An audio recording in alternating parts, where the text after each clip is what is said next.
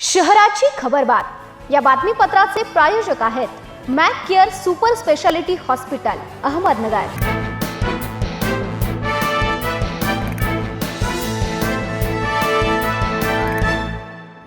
नमस्कार, मी साक्षी न्यूज 24 सह्याद्रीमध्ये तुमचं स्वागत। पाहूया अहिल्यानगर शहरातील महत्त्वपूर्ण बातम्यांचा आढावा शहराची खबरबातमध्ये।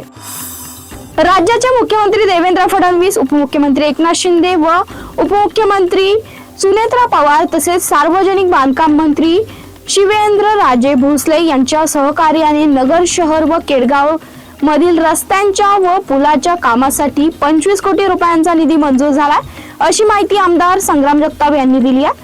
अधिक माहिती देताना आमदार म्हणाले की राज्य शासनाकडे केलेल्या पाठपुराव्यामुळे शहरातील विकास कामांसाठी सातत्याने निधी मंजूर होत आहे।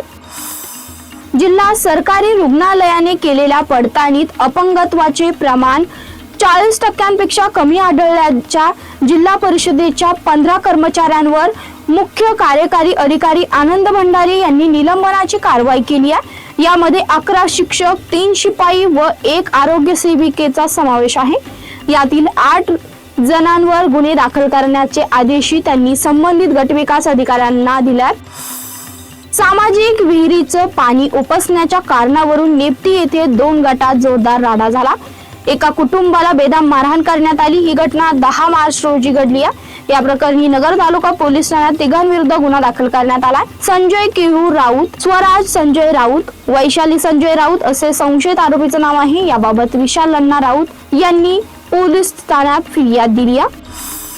अहिल्यानगर जिल्हा परिषदेचे स्व उत्पन्नाचे सन 2025-26 चे अंतिम सुधारित तसेच 2026-27 चे मूळ व कार्यक्रम अंदाजपत्र आज दिनांक 13 मार्च रोजी दुपारी 3 वाजता सादर झालं।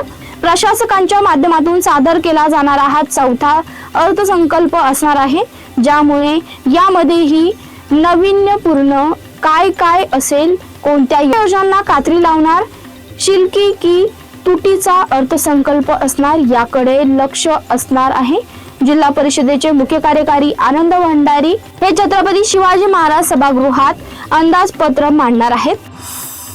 अहिल्यानगर जिल्ह्यात घरगुती LPG गॅसचा पुरवठा सुरळीत ठेवण्याच्या सूचना जिल्हाधिकारी डॉक्टर पंकज आशिया यांनी गॅस वितरकांना दिल्या आहेत। जिल्हाधिकारी कार्यालयात जिल्ह्यातील सर्व LPG गॅस वितरकांची आढावा बैठक आयोजित करण्यात आली होती।